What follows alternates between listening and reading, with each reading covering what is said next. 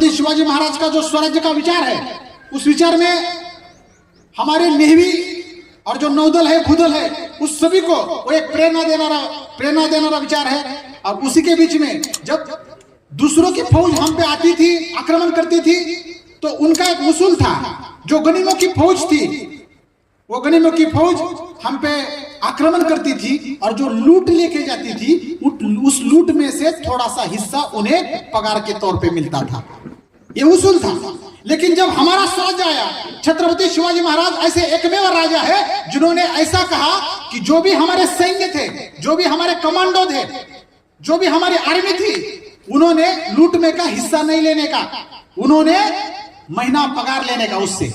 सो आज हम सबको, तुम सबको, हमको जो महीना पगार मिलता है, मंथली सैलरी मिलती है, उसका उद्गाता कौन है? तो छत्रपति शिवाजी महाराज है। क्योंकि उन्होंने ये नींव डाली स्वराज्य की कि हमारे जो सैन्य है वो दिन रात मेहनत करते हैं सीमा पे और हमारा संरक्षण करते हैं। तो जब लूट होगी उसी समय उसका हिस्सा उनसे नहीं मिलेगा, तो उनको 12 वर्षभर महिन्याला पगार मिळेल कि उसूल छत्रपति शिवाजी महाराज ने डाला।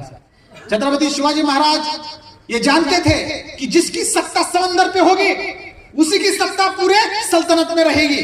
तो हमारे बीच में, हमारे कल्चर में ऐसा कहा जाता था कि छत्रपति शिवाजी महाराज और आपने अगर समुद्र में एक पांव रखा तो 10 पीढ़ियों की बर्बाद हो जाएगी, ऐसी अंधश्रद्धा थी। लेकिन छत्रपति शिवाजी महाराज ने क्या किया? आरमार, जो हमारा आरमार है, जो नेवी है, वो इतनी स्ट्रॉन्ग की, उसके बलबूते 800 जहाज उन्होंने वहां खड़े किए। और आज जब हम INS विक्रांत, INS सब जो हमारी पनडुबियां देखते हैं, तो हमें ध्यान में आता है कि छत्रपति शिवाजी महाराज की दूरदृष्टि कैसी थी।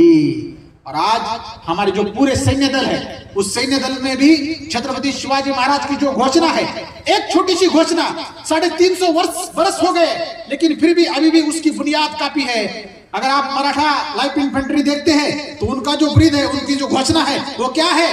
बोलो हर हर महादेव। इस हर हर महादेव में इतनी ताकत है, इतना बालू गोराद है।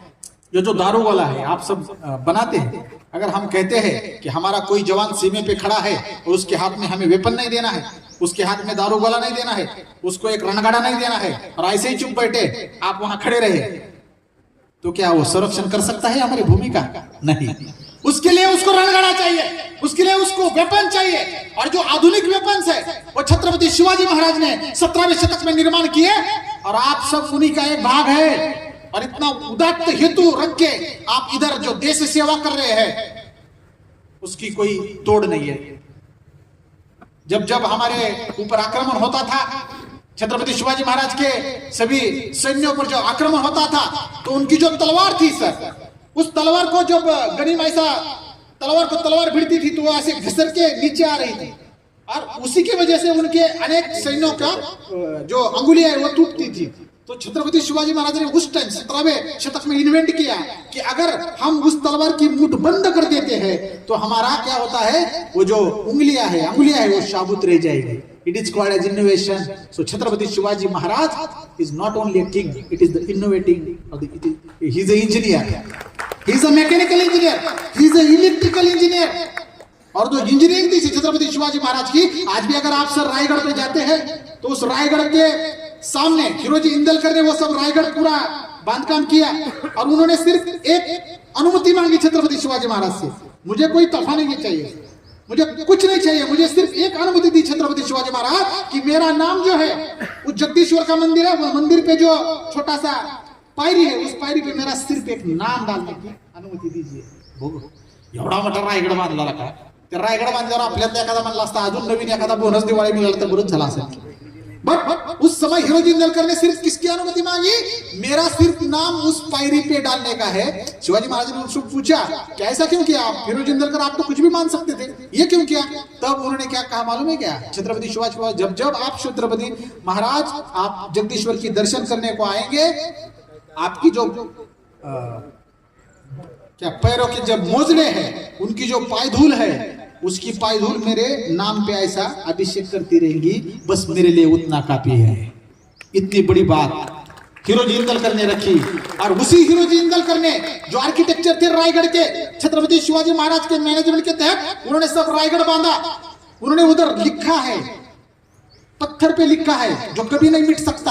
अभी 350 बरस तो हो गए, आगे भी रहेगा। उस पे लिखा है, जब तक तारे रहेंगे, जब तक चांद रहेगा, जब तक सूरज रहेगा, तब तक रायगढ़ पे छत्रपति शिवाजी महाराज की समाधि रहेगी, तब तक रायगढ़ जितना रहेगा।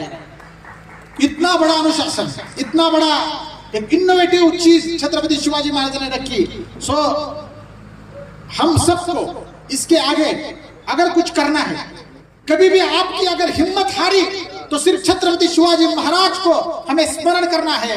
और उस स्मरण में ये जानना है कि जब मिर्जा राजे जयसिंह से तह हो गया सर, उस तह में हमें 23 किले देने पड़े छत्रपति शिवाजी महाराज को, मुगलों को। और 23 किले देने के बाद उनके पास कुछ नहीं रहा, सब कुछ हारे, लेकिन मन से नहीं हारे, पैसों से हारे, गढ़ किलों से हारे, मन से नहीं हारे। और उन्होंने बाद में आगरा में उनको कैद होगी, आगरा से वो छूटे। आगरा से छूटने के बाद सिर्फ 8 साल में छत्रपति शिवाजी महाराज ने 200 किलो की लड़ाई की थी, 200 किलो जीते। जो गए दिए 23, वो तो जीते ही, बाद में और 200 किले लिए उन्होंने।